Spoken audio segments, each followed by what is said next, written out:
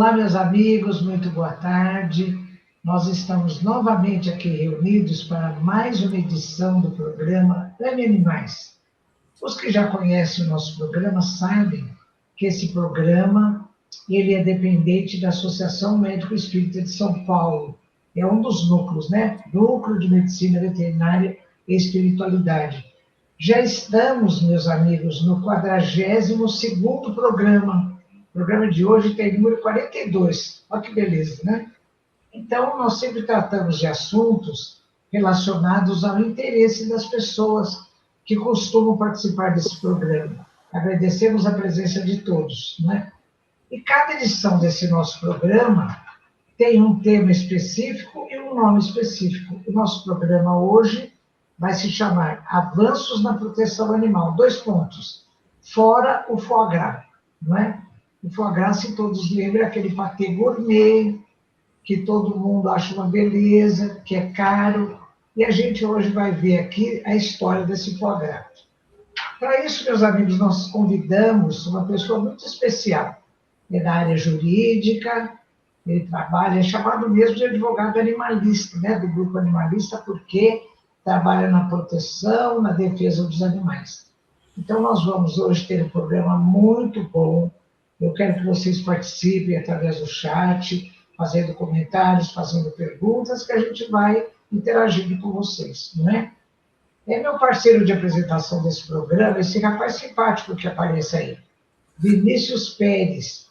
Ele é médico veterinário, ele está acompanhando o meu trabalho, está comigo desde 2010.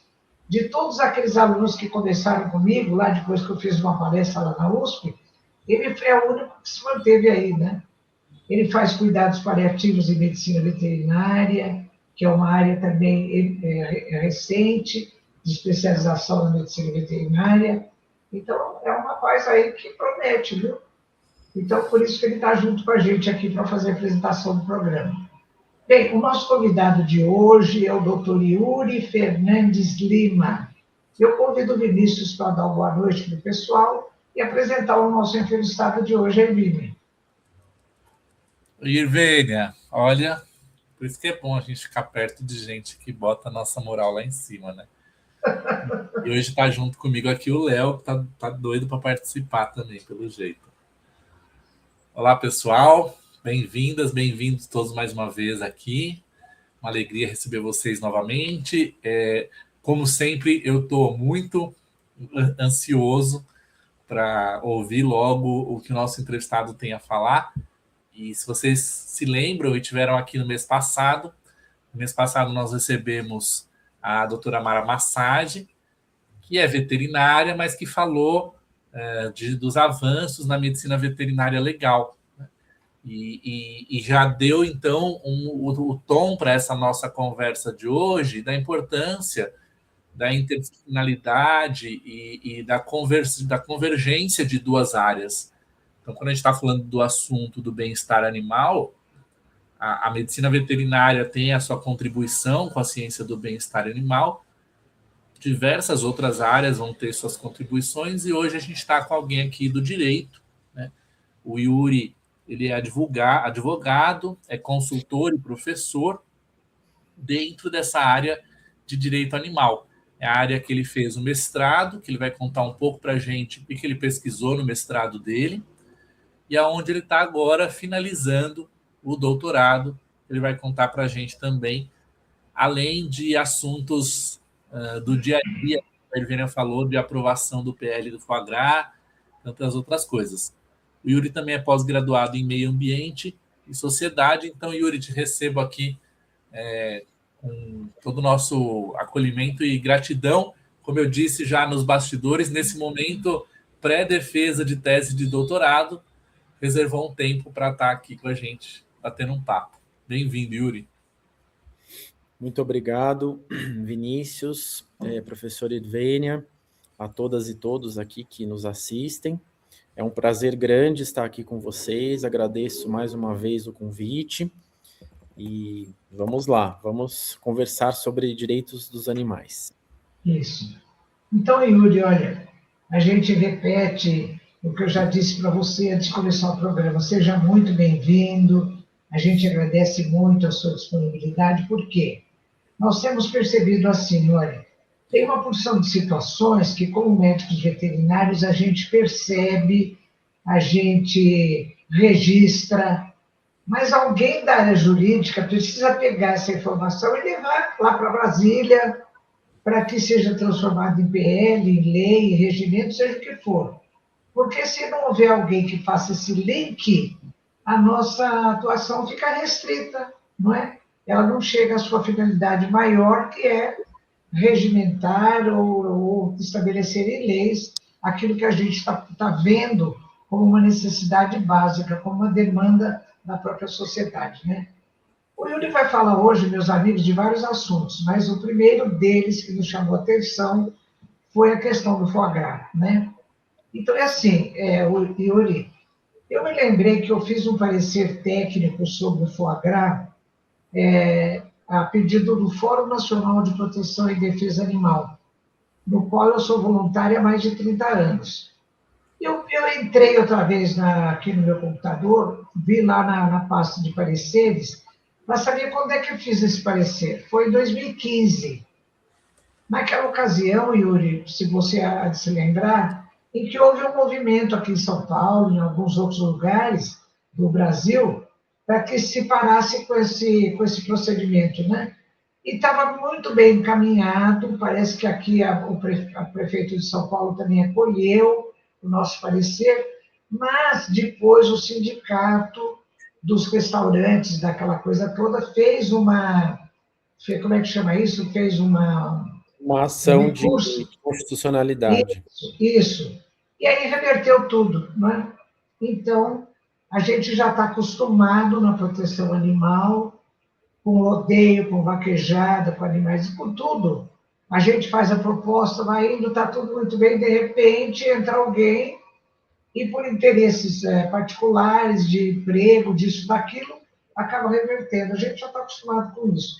Mas por isso é que, Yuri, essa notícia que você nos trouxe, no dia que saiu, né, a aprovação desse PL, ela vem assim, de encontro a uma expectativa nossa que vem de muitos anos já. Yuri, você se lembra desde quando começou essa ideação de combater o tratamento perverso dos animais e resultar nesse patê gourmet, né, que ninguém sabe como é feito, por isso que todo mundo considera de maneira muito quase abusiva, né? O que você conta para a gente disso, Yuri? Você se lembra dessa fase, desse processo aqui em São Paulo e tal? Lembro, sim. O foie gras realmente é um patê gourmet, como a senhora disse, e muita gente não sabe como ele é feito, né? E, inclusive, muita gente não sabe como a maioria dos produtos ou todos os produtos de origem animal são feitos. É até por isso que eu decidi fazer a minha pesquisa de doutorado, que depois a gente vai falar um pouquinho. Do foie gras, eu me lembro quando eu era criança, a minha madrasta ainda tem um buffet, e eu lembro que levava para casa o foie gras, e a gente comia, eu não tinha a menor ideia do que era, né? Depois que eu vim a tomar consciência de que esse patê ele é feito de uma maneira extremamente cruel, por meio de uma alimentação forçada dos patos e gansos, né? E como a senhora bem lembrou, teve essa tentativa aqui em São Paulo, a lei chegou a ser promulgada, né? Mas, de fato, houve essa ação direta de inconstitucionalidade no Tribunal de Justiça aqui de São Paulo, e eles conseguiram derrubar por uma questão de competência, né? Competência para legislar. Então, essa é uma lei que deveria ser feita pelo Legislativo Federal. E é o que agora aconteceu, né? Nós tivemos aí recentemente essa aprovação do PL que proíbe a produção, a comercialização e a importação do foie gras, né?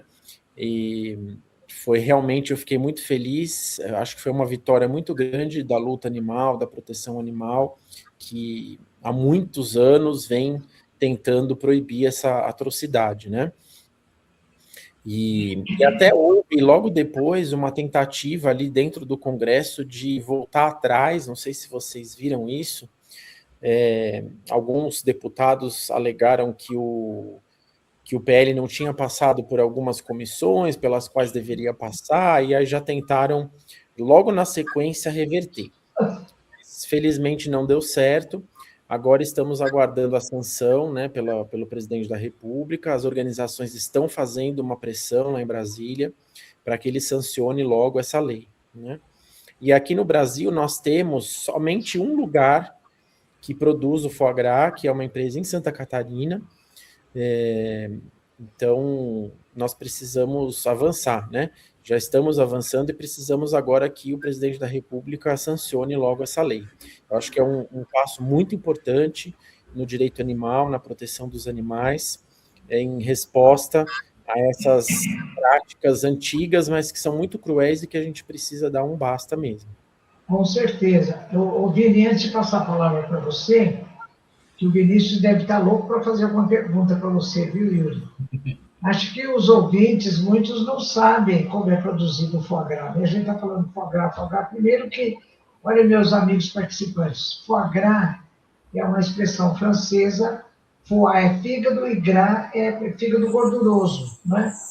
Então, na realidade, esse patê gourmet não passa de uma pasta de um fígado doente, cheio de gordura. Ela é, então, transformada em pasta muito bem temperada. Ela vem para o consumidor num formato atrativo, então é assim que ele é vendido. Como é que é produzido esse foie gras, meus amigos? É assim, em patos, gansos, marrecos, com mais facilidade, pelo menos aqui no Brasil, em patos que são mais baratos do que gansos e marrecos, né?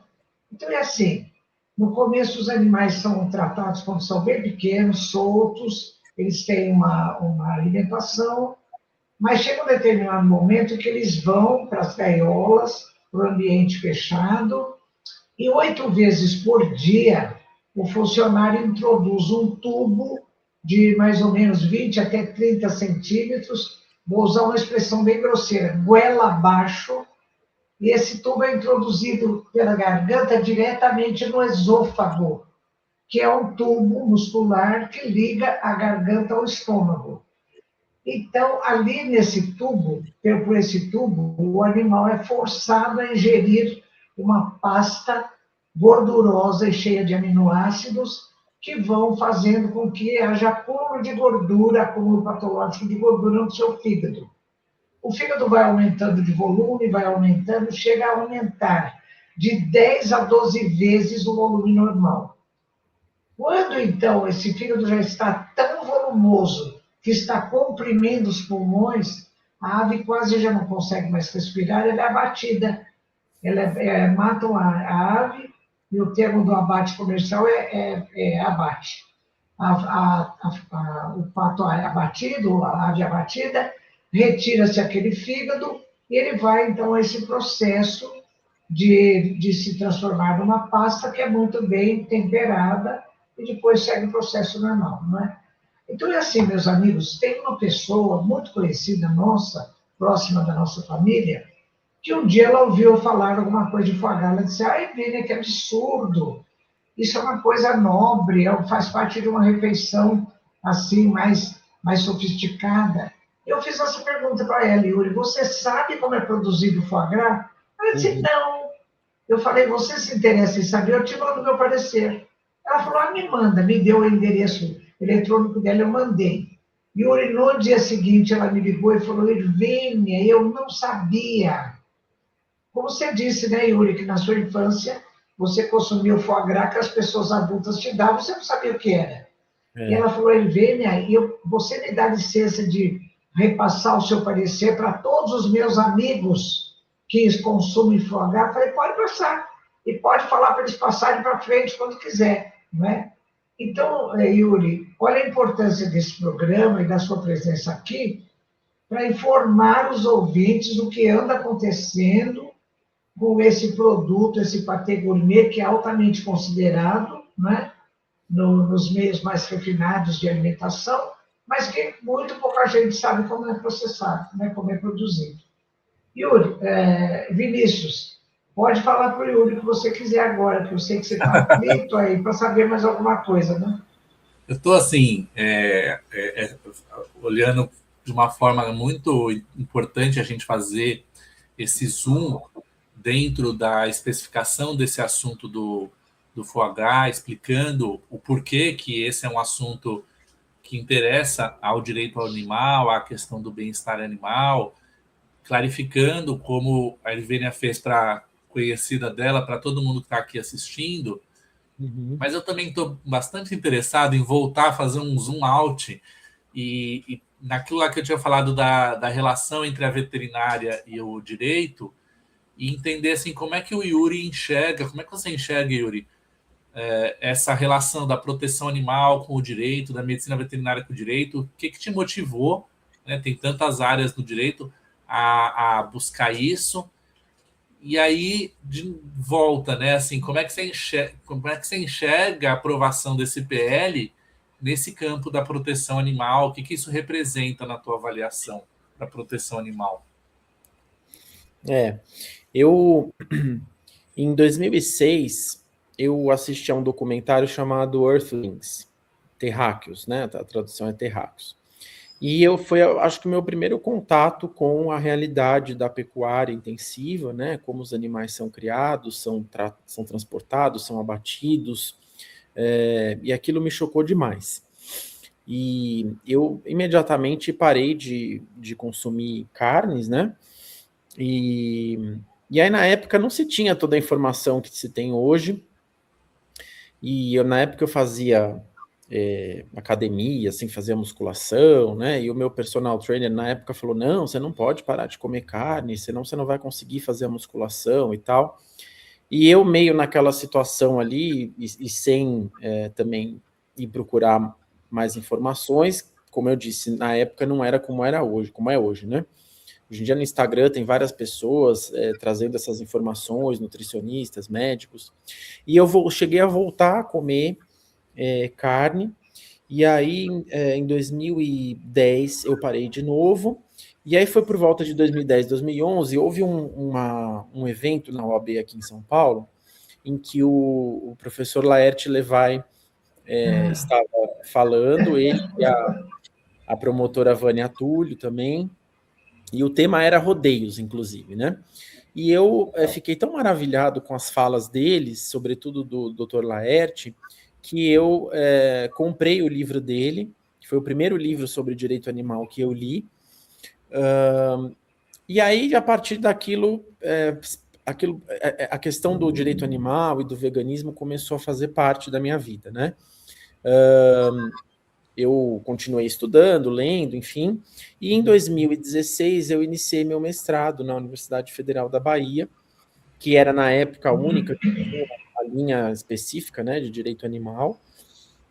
E no meio do mestrado, que eu estava estudando a questão da indústria de ovos, que é outra coisa bem cruel, né, assim como a alimentação forçada dos patos e gansos, e eu me tornei vegano, então, durante o meu mestrado, né, mais especificamente em 2017. Então, assim, resumidamente foi isso, Vinícius. Eu fui tendo acesso às informações e aquilo foi me sensibilizando e eu fui seguindo nesse caminho, né? E aí, depois do mestrado, eu realmente comecei a trabalhar na advocacia com isso, né? Meu primeiro caso foi a questão dos jumentos, que eu trabalho até hoje. E, enfim, daí não parei mais, né? E eu vejo, então, a proibição do foie gras hoje no Brasil como um avanço muito maravilhoso, né? Nós tivemos, no ano passado, também a proibição dos testes em animais para a produção de cosméticos, que foi, eu acredito, outro avanço muito importante, porque é outra luta já de décadas no Brasil e no mundo, né? A questão dos testes em animais. E, óbvio, ainda temos muito a avançar, né? Temos ainda os testes em animais para a produção de medicamentos, por exemplo, né, que eu acho que vai ser algo mais desafiador, mas precisamos continuar na luta.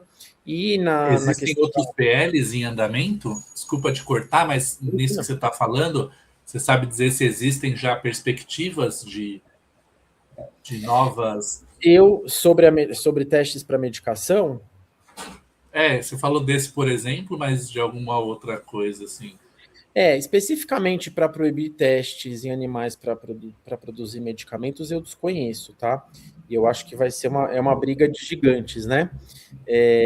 Mas, assim, a gente tem muitos projetos de lei hoje em tramitação para endurecer as penas para maus tratos animais, para melhorar o tratamento do tráfico de animais silvestres, por exemplo, e da caça, né? Tem projetos de lei relacionados a várias práticas da pecuária intensiva, inclusive para proibir, por exemplo, a exportação de gado vivo, né? Que é outro tema bastante sensível que nós temos aqui.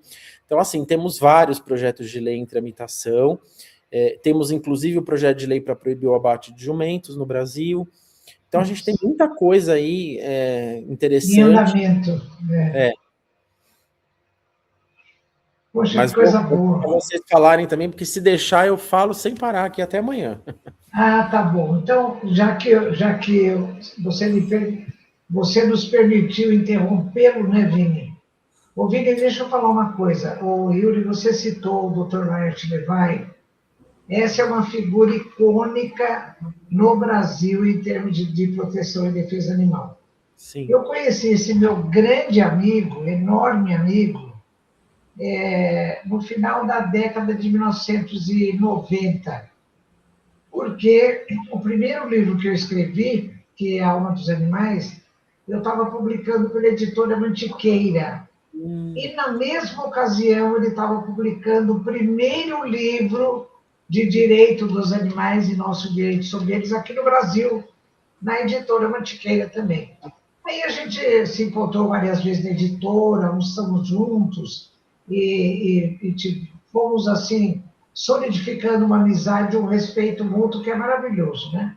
Então, Laerte Levay, eu fiquei muito feliz quando você citou, e mesmo a Vânia Túlio, né? Porque quanto mais para trás a gente vai andando no tempo, Yuri, menos gente a gente vai identificando nesse contexto do bem-estar animal, né? Porque não era assim aqueles 2, 3 gatinhos pingados. Sim. Olha, há 40 anos atrás, mais ou menos, eu posso dizer que era a Sônia Fonseca, presidente do Fórum Nacional em Defesa dos Animais, era o Laerte Levay, assim, eu vou ter que me citar, porque na academia, na medicina veterinária, era eu comigo mesma, lutando contra os gigantes, né? Mas aos poucos, à medida que as coisas foram andando, foram surgindo pessoas que foram... E quando surgiu esse movimento da área jurídica, foi maravilhoso, Yuri. Foi maravilhoso, porque, né, Vini, a gente tem essa coisa de trabalhar com os animais diretamente, de perceber as coisas perversas, e quando a gente entrega isso para a área jurídica entrega, vai lá defender isso em Brasília, isso é maravilhoso, né, Vini? Então, eu quero, olha, já que você citou o Laerte Levay, lembrar dele nesse momento em homenagem a essa criatura fantástica, poderosa, né? Ele é todo assim, meio magrinho, palidozinho, mas esse homem tem uma força moral extraordinária, né? Então, o nosso respeito, a nossa reverência a essa figura icônica da proteção animal, que é o Dr. Laerte Levay, lá de São José dos Campos. Eu concordo em gênero, número e grau. Sou fã. Vini, você ia falar mais alguma coisa? Você comentou, né, dos métodos substitutivos. São tantas áreas, né? E eu estava também ouvindo o Yuri falar e pensando assim que alguns projetos eles têm algum caráter mais abolicionista de conseguir, quando, por exemplo, esse que o Yuri comentou, não conheço, mas de proibir abate de jumento, então já tem um caráter mais abolicionista. Outros projetos, um caráter mais bem-estarista, no entendimento de que, enquanto ainda não dá para mudar a prática, fazê-la de forma que seja mais ético possível, como, por exemplo, o que o Yuri citou, de não fazer transporte dos animais vivos, né? Então não vai parar de ter o consumo de carne bovina, mas não transportar animal vivo. E aí o ramo da indústria farmacêutica ou de testes, realmente eu tenho a impressão de que, assim, se por um lado, na área do ensino, eu arriscaria dizer que a gente está pronto para conseguir, assim, abandonar totalmente práticas abusivas de uso do animal no ensino, porque você tem métodos substitutivos para ensinar. Né? Uhum. Na indústria, talvez essa questão vai ser ainda mais demorada. Né? Então, a gente teve recentemente, vou pedir para o Yuri comentar, ele deve saber mais do que eu, mudança na questão do teste de raiva com animais vivos. Como é que é isso, Yuri? Esse tema, Vinícius e professor Edvenia, eu sou muito entusiasta, que é as novas tecnologias ajudando a gente abandonar determinadas práticas, né? Então, nessa questão da experimentação, dos testes e também na própria pecuária, nós temos aí coisas bem promissoras. Essa dos testes de raiva em ratos, né, principalmente, eu confesso que eu desconhecia totalmente esse assunto até bem pouco tempo. Aí eu soube da notícia, né? Isso não é uma lei propriamente, mas é um ato normativo do CONSEA que proíbe, né, a utilização de animais para esse tipo de testagem, porque já há métodos alternativos, né? E aí até num evento em Brasília, em março, eu encontrei a professora Carla Molento, de quem falávamos há pouco, nos bastidores, e aí ela me explicou, né, que isso existia, por que existia, como funciona, e que agora nós tínhamos, então, esse avanço aí muito relevante, né? E outras duas coisas bem interessantes da tecnologia, que eu acho que vem para ajudar os animais, uma delas falando na professora Carla Molento, ela criou um laboratório lá na Federal do Paraná, na Faculdade de Zootecnia e Medicina Veterinária, que é o Zoocel, né, que é um laboratório de zootecnia celular, que é para pesquisar e desenvolver a produção de carnes e de outros produtos em laboratório, né? Inclusive, nós temos um trabalho com ela, que ela está desenvolvendo para a produção do colágeno de jumento em laboratório.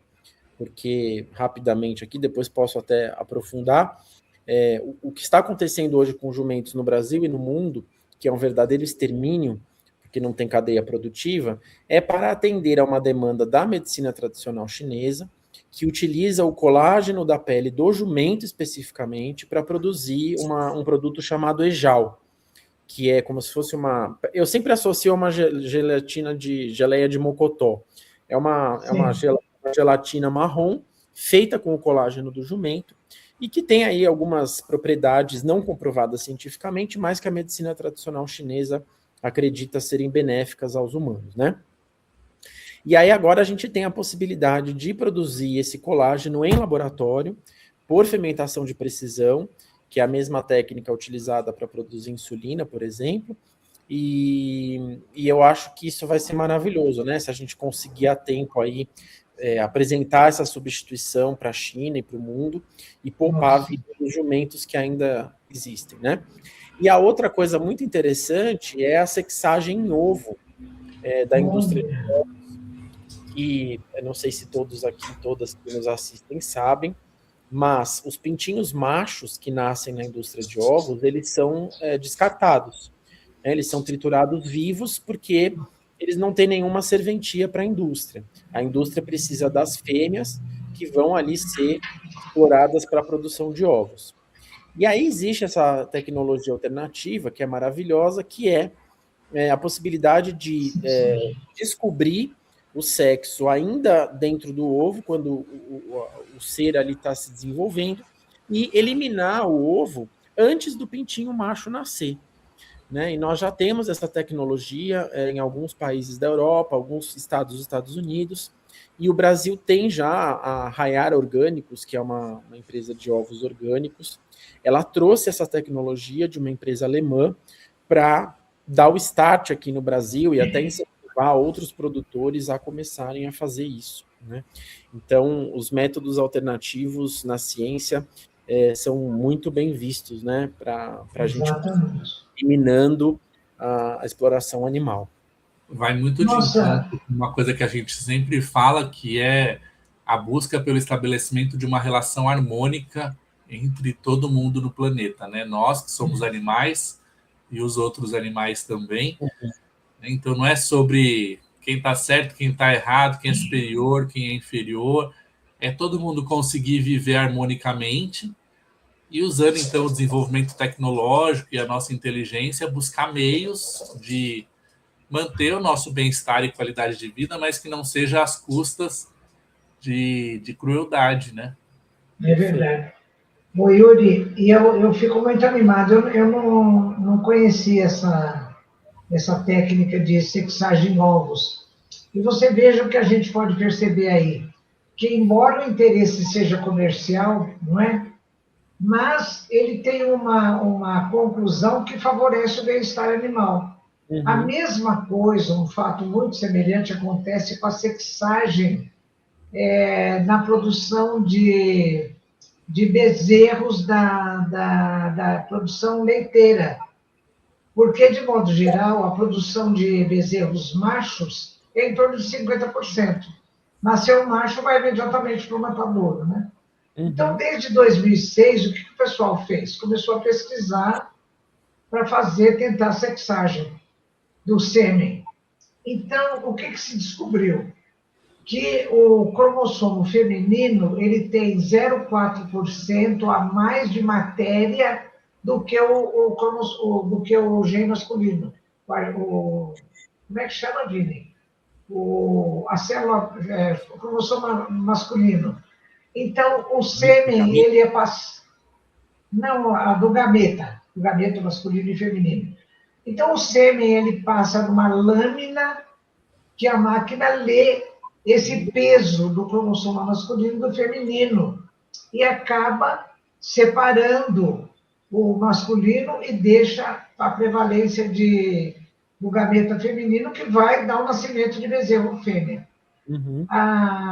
O índice de erro é em torno de 10%, em vez de ser de 50%.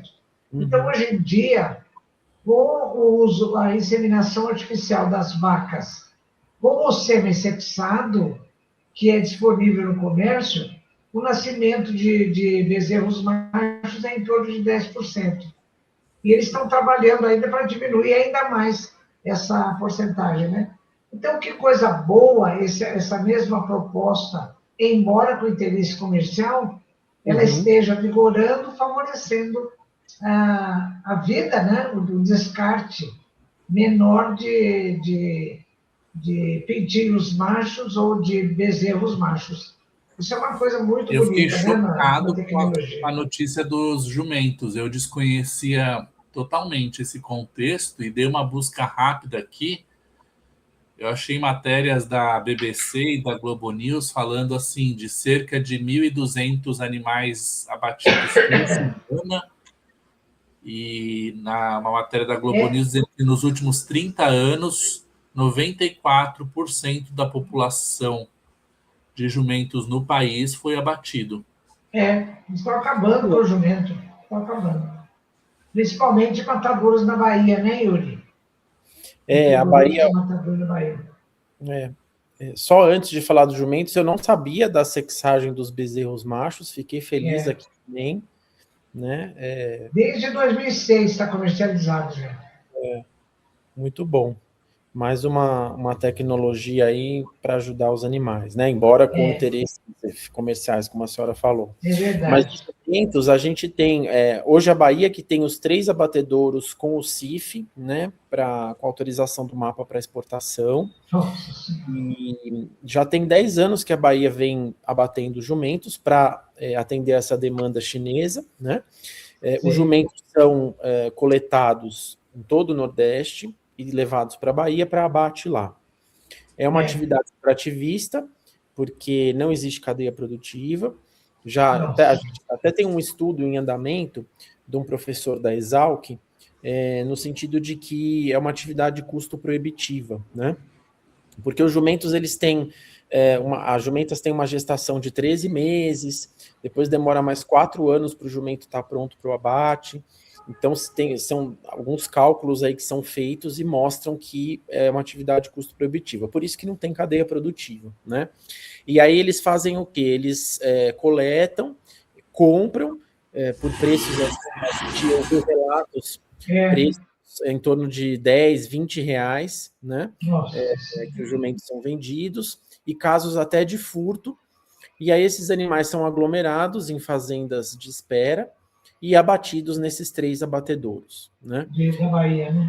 Questões aí sanitárias, os animais não têm rastreabilidade, as GTAs, quando existem, são esquentadas, né?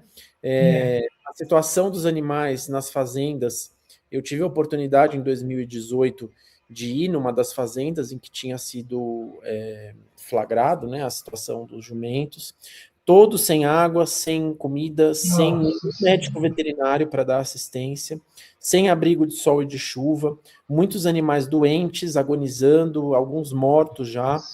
É uma coisa que eu costumo dizer que é bárbara, assim, né? E, no entanto, apesar de nossa luta aí todos esses anos, alguns avanços, algumas vitórias, nós ainda não temos a proibição definitiva, né? O fim dessa atividade no Brasil. E é tanta coisa para fazer, né, Yuri? É tanta demanda que você não sabe para que lado corre, né?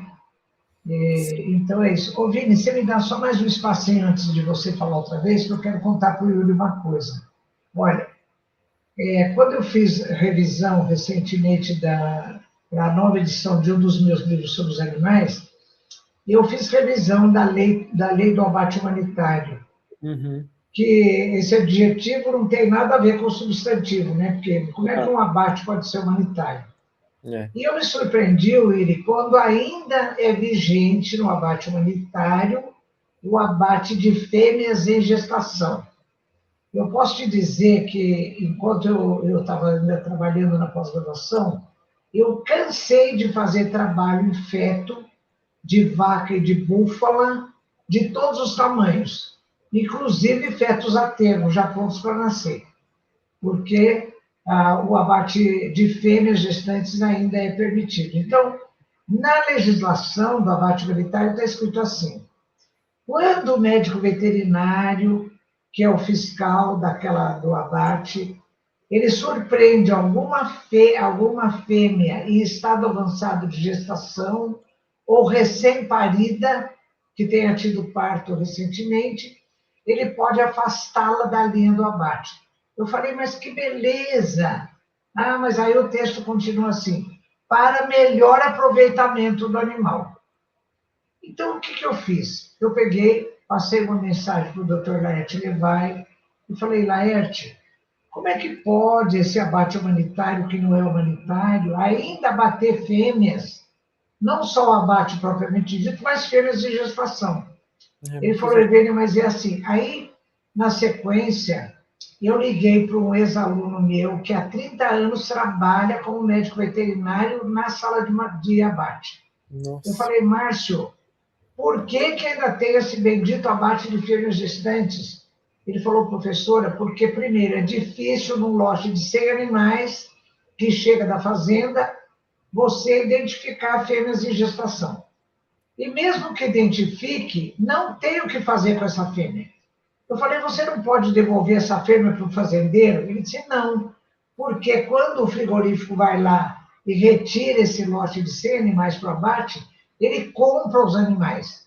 Então, essa fêmea, ela não é mais do fazendeiro, ela é do proprietário do frigorífico, que não tem lugar para pôr essa fêmea. Ele falou, professora, vamos terminar o nosso assunto assim. Entrou na sala de matança, de abate, ela vai para o abate. Então, é assim. Aí eu tornei a ligar para o doutor Laerte Levay, falei, Laerte, O que a gente pode fazer com isso? Ele falou, Vênia, faz uma consulta formal pedindo o encaminhamento pelo setor jurídico, que eu vou encaminhar. Então, está na mão dele, viu, Yuri? Essa questão também, eu não sei se você tinha conhecimento que o abate humanitário abate em termos de gestação, né? Sim. Que é uma coisa assim, quando você está no matadouro, no frigorífico, e o animal é pendurado de cabeça para baixo com a perna, e faz a chamada evisceração, corta pela linha mediana, faz tchá, tchá, tchá, tchá, e cai aquele mundo de vísceras no chão, e você vê um feto lá, se ele já está em estado avançado, ele ainda demora um pouco para morrer, né? Então, assim, isso é uma coisa muito difícil. E eu quero ver depois se o Laerte vai conseguir encaminhar isso para ter alguma solução, né? Para se pensar nisso, porque é mais um aspecto, Yuri. É tanta coisa para fazer que a gente fica assim, em desespero, para onde corre, né? Vai fazer o quê? Rodeia, vaquejada, é isso, aquilo, é abate de fêmea, é gestante, e a gente fica correndo atrás de tudo. Mas temos que fazer isso, né? Temos que fazer. A gente vai fazendo tudo o que pode, mas com essa sensação mesmo de que tem muita coisa para ser feita e a gente não consegue dar conta de tudo, né? É verdade, é verdade. Né, Vinícius? Teu microfone está fechado. Fechei porque estava barulho na rua. Uma conversa densa, profunda, ampla. Tem coisa lá do começo que eu ainda queria perguntar. Outra coisa que eu queria, assim, rapidamente, o Yuri falou algumas siglas aqui, como os nossos ouvintes pode ser que muitos não conheçam, só para ter uma tecla SAP, um glossário, né? Ele falou a GTA, que é a Guia de Transporte Animal, falou dos abatedouros lá de jumentos, que são os únicos que têm CIF, que é o Sistema de Inspeção Federal. E agora, a mais importante que ele falou, na verdade, quando ele falou, era essa que eu queria ressaltar para os nossos ouvintes, que é o CONSEA, né, que é o Conselho Nacional... Sim, não tá brincando aqui, o Conselho Nacional de Controle e Experimentação Animal, para a gente olhar também para os avanços, né? Então, é uma instituição nacional do nosso país que tem como objetivo justamente controlar esse âmbito da experimentação animal, prezando pelo bem-estar dos animais, tanto quanto for possível. E isso conecta com uma coisa que eu fiquei aberto lá atrás, que eu estou querendo saber do doutorado, mas a gente não passou pelo mestrado. Ô, Vini, peraí, vamos terminar a sua informação. O Conselho é um órgão federal que ele tem autoridade sobre as comissões de experimentação animal, as CEUAS, que existem obrigatoriamente em todo ambiente que trabalha com experimentação animal, né? Então, as várias comissões institucionais que trabalham com experimentação animal têm que seguir as regras, tudo que está determinado pelo Conselho, né? Que é um avanço. É o Conselho Federal de Experimentação Animal. Pelo menos a legislação a gente tem nesse campo, né? Um monte de coisa aí já que deu vontade de falar das CEUAS da faculdade, mas eu parei lá nos ovos, que aí o Yuri falou que foi trabalhar com mestrado e parou de comer ovo nessa época, né? E a gente sabe que muitas pessoas têm dificuldade de aderir a uma dieta vegetariana ou vegana. Tem o trabalho super bacana da Carla também, no sentido de produzir a carne de laboratório para a pessoa poder ter a experiência, né, de comer aquele produto que ela gosta do sabor, sem necessariamente ter passado por crueldade animal. Mas com relação aos ovos, eu queria que você falasse um pouco, assim, que foi o tema do teu mestrado, e até entrar um pouco nas nuances, por exemplo, de se eu vou no mercado e tem lá a opção do ovo de galinha livre, com acesso ao pasto. Galinha feliz. Como é que é isso tudo? Assim, conta um pouco para a gente. Então, o meu mestrado eu fiz sobre a indústria de ovos e eu analisei a existência de crueldade, dos maus tratos, né? E, na verdade, a crueldade e os maus tratos, eles são totalmente intrínsecos à pecuária industrial, na verdade, no geral, né? Porque o confinamento intensivo, ele é algo que é cruel,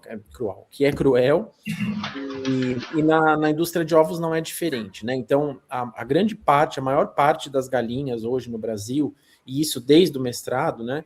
Elas são confinadas em gaiolas, então elas passam a vida inteira delas dentro de uma gaiola, com várias outras, né?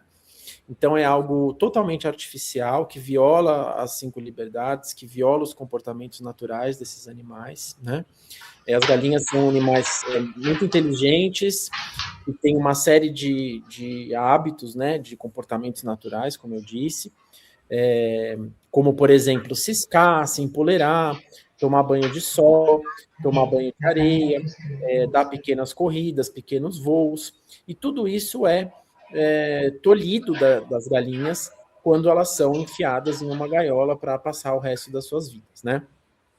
Então, é um ambiente também totalmente inadequado, o piso da gaiola é inadequado, elas não têm como descansar, elas não têm como abrir as asas, então elas, além de todo o problema físico, elas têm um estresse crônico, né, muito grande, o que faz com que haja a prática já registrada em literatura de canibalismo. Então, o que a indústria faz? Ela corta o bico da galinha, né? Sem anestesia, sem analgesia, o bico tem inúmeras terminações nervosas, então ela sente uma dor crônica, né?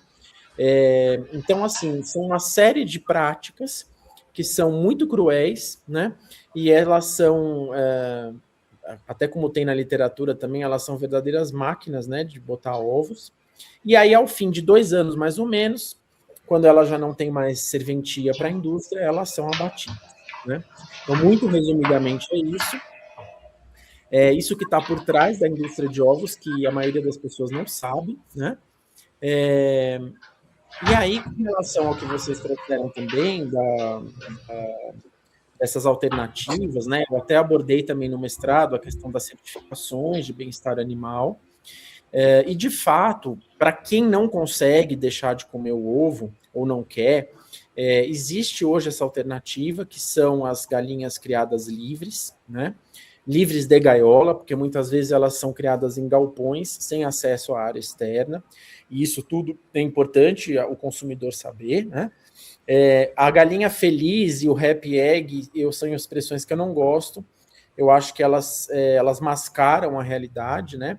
Aí já entrando no tema do meu doutorado, que eu já falo daqui a pouco, a questão do humane washing, mas eu acho que quanto mais clara a embalagem do ovo for, melhor. Então tem que dizer que aquela galinha é criada livre da gaiola, em galpão, ou com acesso à área externa, né? Ela tem acesso a que tipos de enriquecimento ambiental, como que é a alimentação desse animal, né? E aí para isso que existem as certificações. Desde a época do mestrado já existia a Certify Humane, hoje já tem outras, né? Tem a Produtor do Bem, por exemplo. Então é uma questão do consumidor ficar atento a isso, as pessoas se interessarem, né, em saber como é que aquela galinha é criada, como que é todo o processo, né, daquele ovo. E aí tem, enfim, diversas marcas hoje. Claro que quem mora em São Paulo, ou nas outras capitais, ou em cidades grandes, vai ter mais acesso, né? Nos interiores, em capitais menores, pode ser mais difícil achar esse tipo de ovo. E lógico, quando a gente fala ali de pequenos produtores, que a galinha vive solta no quintal e a pessoa até conhece a produção, também é uma coisa mais segura no sentido de saber o bem-estar desses animais, né? O Yuri, então, quem se interessar em procurar esse tipo de ovo em mercado, qual é a indicação que você passa para essa pessoa? Então, aí é importante até essa pergunta, porque é importante ver se tem o selo, né? Se tem a certificação de bem-estar animal. Sim. Então, se tem esse selo da Certify Humane, ou de outro, né? O produtor do bem. Porque muitas empresas, o que elas fazem? Elas colocam lá galinha livre, galinha feliz, só que muitas vezes isso não é verdade. Né? Então, se tem a certificação, já é uma garantia maior, porque aí é como a Certify Humane, por exemplo, é uma certificadora independente que atesta ali se aquela galinha é criada solta ou não. Uma dica importante, né, é que às vezes se a embalagem a pessoa só lê que é ovo caipira, ou vê que o ovo é vermelhinho e supõe que seja algo menos agressivo ou artificial, vamos chamar assim, do que o branco, a pessoa pode se iludir, porque nada disso significa, se nem estar escrito, como o Yuri está falando, garante, muito menos o fato de dizer que é ovo caipira e tal. Então, muitas marcas elas colocam na embalagem, inclusive elas têm categorias, né? Então ela diz, essa categoria aqui, elas são livres de gaiolas.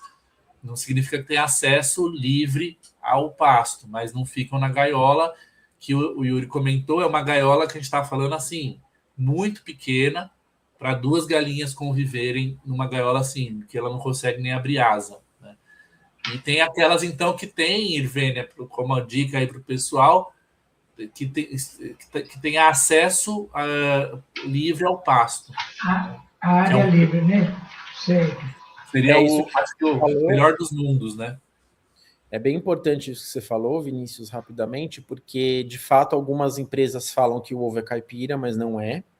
Né? Porque para ser ovo caipira tem alguns requisitos, e muita gente não sabe de fato que às vezes o ovo é vermelho, isso não quer dizer que seja caipira, ou é branco, né? Então isso não é sinal de nada, falando bem claramente, né? Então é preciso que todo mundo se informe, inclusive eu já deixo aqui, quem tiver interesse em se aprofundar, consegue achar a minha dissertação no repositório oficial da Universidade Federal da Bahia, né? E aí se aprofundar no assunto.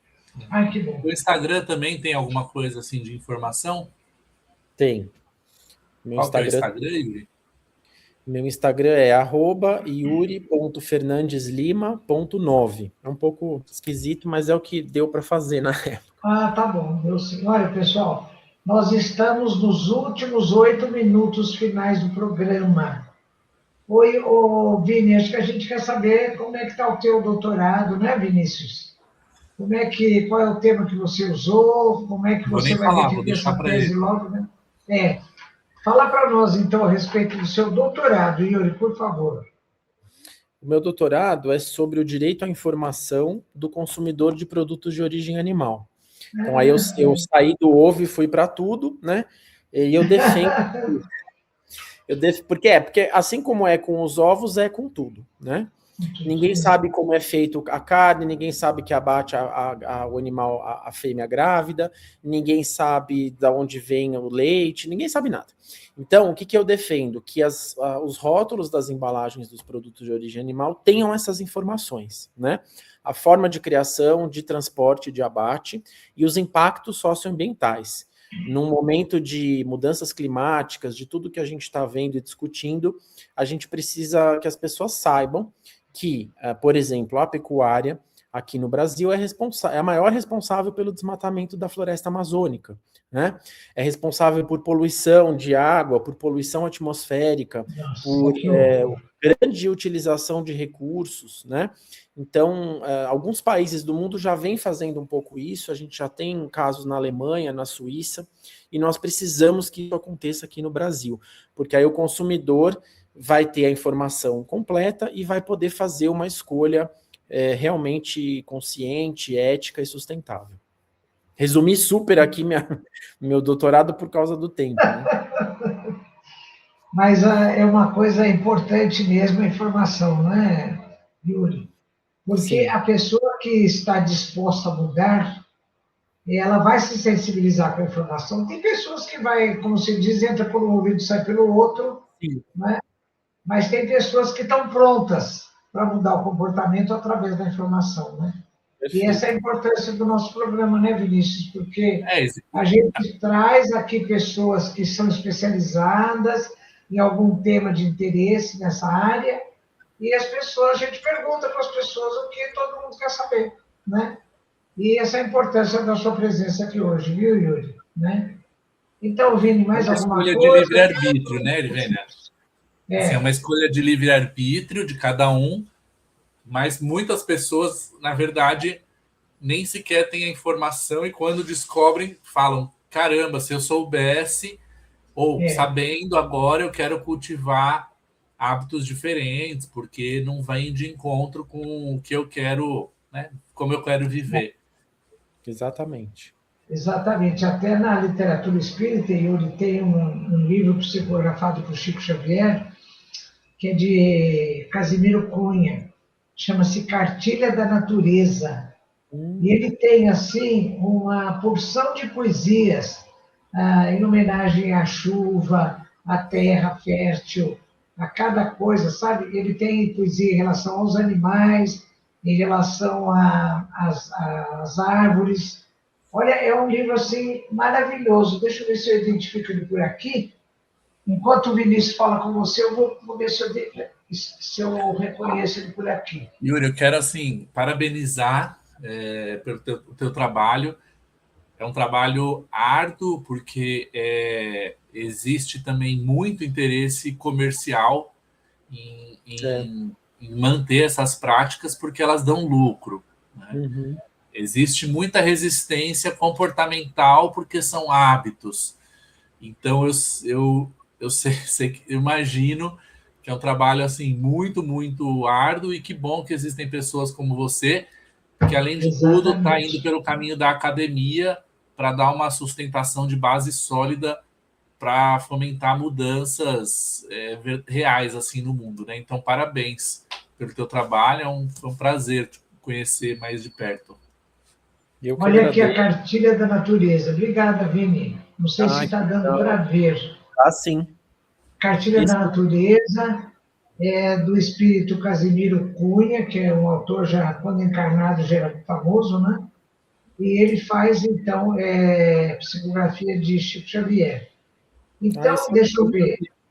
Está marcadinho aqui uma poesia que ele faz para os animais. É uma poesia longa, mas eu vou falar o primeiro conjunto de versos e o último só. Os animais. Na casa da natureza, o Pai espalhou com arte as bênçãos de luz da vida, que brilham em toda parte. E no último versículo ele diz: a lei é conjunto eterno de deveres fraternais. Os anjos cuidam dos homens, os homens dos animais. Então, a gente está encaixado aí, né, Yuri? Porque enquanto os anjos cuidam de nós, nós temos a proposta de cuidar dos animais, né?